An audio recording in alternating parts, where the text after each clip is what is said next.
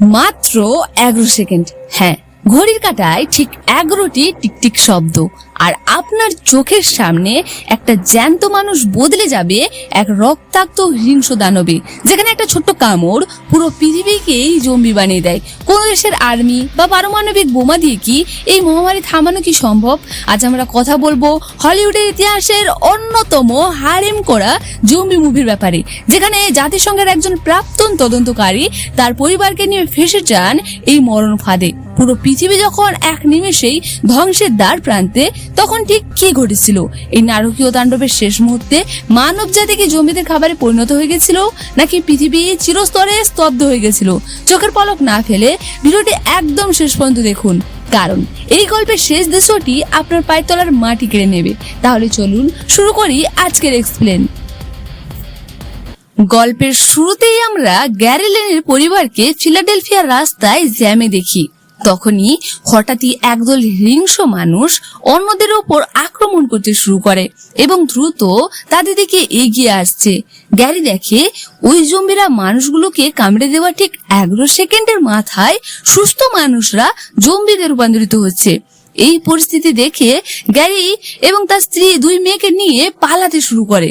চারিদিকে বিস্ফোরণ আর গাড়ি ধাক্কাধাক্কির মধ্যে গ্যারি একটি আরভি গাড়ি জোগাড় করে কোনো মতে তার পরিবারকে নিয়ে শহর থেকে পালিয়ে যায় এবং ফিলাডেলফিয়া থেকে পালিয়ে গ্যারি নিউ জার্সির একটি অ্যাপার্টমেন্টে আশ্রয় নেয়। কিন্তু এখানেও তারা ছাড় পায় না, সমস্ত জম্বিরা তাদের পিছনে পড়ে যায়। তখন গ্যারি তার পরিবারকে নিয়ে বিল্ডিং এর ছাদে চলে আসে। তখন তার বন্ধু হিয়েরি উমুত্তুনির পাঠানো জাতিসংঘের একটি হেলিকপ্টার ঠিক সময় ওখানে চলে আসে এবং তাদেরকে এখান থেকে উদ্ধার করে আটলান্টিক মহাসাগরে থাকা USS আর্গো নামক একটি সামরিক জাহাজে তাদের আশ্রয় দেয়। সামরিক জাহাজে পৌঁছানোর পর গ্যারিকে একটি মিশন দেওয়া হয়। কমান্ডারে তাকে স্পষ্ট জানিয়ে দেয় যে পরিবারকে বাঁচাতে হলে তাকে এই মরণব্যাধির উৎস খুঁজে বের করার জন্য এই অসম্ভব মিশনে তাকে যেতেই হবে। বাধ্য হয়ে গ্যারি এক তরুণ ভাইরালিস্টের সাথে দক্ষিণ কোরিয়ার ক্যাম্প হাম ব্রিজে ভাইরাসের উৎস খুঁজতে যেতে রাজি হয়। কিন্তু সেখানে পৌঁছানোর পর জম্বিদের ভয়ে তাড়াহুড়ো করে পালাতে গিয়ে ডক্টর টি অর্থাৎ ওই ভাইরালিস্টের নিজের গুলিতেই নিজের মৃত্যু হয়। সেখানে থাকা বন্দী সৈন্যরা গ্যারিকে জানায় যে উত্তর কোরিয়ায় জম্বি ঠেকাতে তাদের সব নাগরিকদের দাঁত উপড়ে ফেলা হয়েছে, আর ইসরায়েলের জেরুজালেমে এই ভাইরাসের আক্রমণের আগেই একটি বিশাল দেওয়াল তৈরি করা হয়েছে। এরপর গ্যারি জেরুজালেমে আসে। মোসাদ প্রধান তাকে জানান যে তারা আগে থেকেই জম্বিদের খবর পেয়ে পুরো শহরের চারপাশে বিশাল সুরক্ষা দেওয়াল তৈরি করে এবং কিছু সুস্থ মানুষগুলোকে তারা বেছে আশ্রয় দিয়েছে। এই ব্যাপারে তারা কথা বলছিল, কিন্তু তখনই শহরের ভেতরে থাকা শরণার্থীরা গান গাইতে শুরু করে। এতে দেওয়ালের বাইরে থাকা হাজার হাজার জম্বি একের ওপর অন্যজন চড়ে পিঁপড়ের মতন বেয়ে উঠে একটি বিশাল পাহাড় তৈরি করে এবং দেওয়াল টপকে শহরের ভেতরে আছড়ে পড়ে।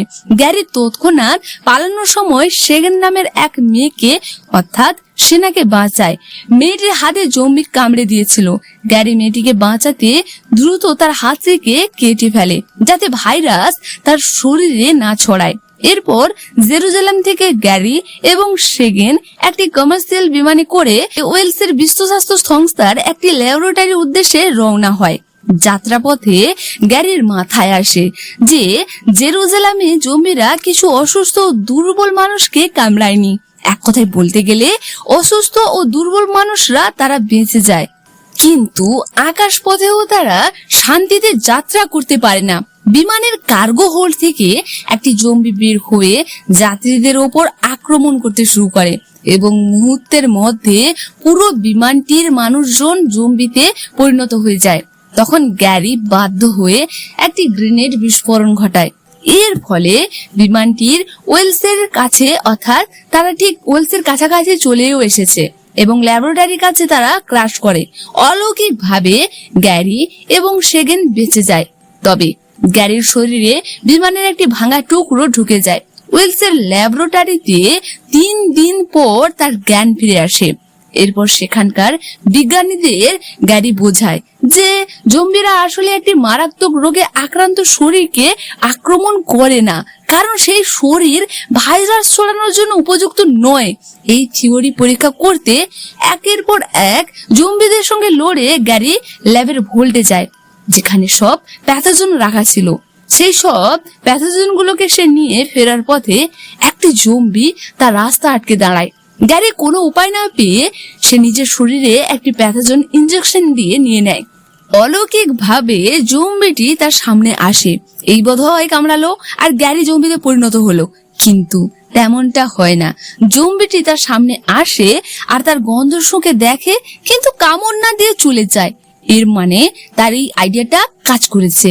এই আবিষ্কারের পর বিশ্ব জুড়ে মানুষের শরীরে এই প্যাথোজেনের ছদ্মবেশী ভ্যাকসিন দেওয়া শুরু হয়। এর ফলে জম্বিরা মানুষকে আর দেখতে পায় না। এবার মানুষ বিন্দাসের চারপাশে ঘুরে তাদেরকে খতম করতে শুরু করে। আচ্ছা, এই প্যাথোজেনটা কি? কঠিন বৈজ্ঞানিক নাম শুনে ভয় পাবেন না। সহজ কথায় প্যাথোজেনটি হলো, অর্থাৎ প্যাথোজেনের মানে হলো রোগের জীবাণু। এটি হতে পারে কোনো ক্ষতিকারক ব্যাকটেরিয়া, ভাইরাস বা ফাঙ্গাস, যা আমাদের শরীরে ঢুকলে আমরা অসুস্থ হয়ে পড়ি। মুভিতে গ্যারি জম্বি ভাইরাস নেয়নি, বরং ল্যাব থেকে অন্য একটি রোগের জীবাণু বা প্যাথোজেন নিজের শরীরে ইনজেকশনের মাধ্যমে নিয়েছে, যাতে জম্বিরা তাকে অসুস্থ ভেবে এড়িয়ে যায়। মানুষ এবার জম্বিদের বিরুদ্ধে পাল্টা লড়াই শুরু করে এবং গ্যারি তার পরিবারের কাছে ফিরে আসে। আর এই সিন দেখিয়ে এই মুভিটি এখানেই শেষ হয়ে যায়। মুভিটি ভালো লাগলে এই চ্যানেলে 1000 সাবস্ক্রাইবার পূরণ করতে ভুলবেন না। দেখা হচ্ছে অন্য কোনো এক্সপ্লেনে। ততক্ষণ সবাই ভালো থাকবেন।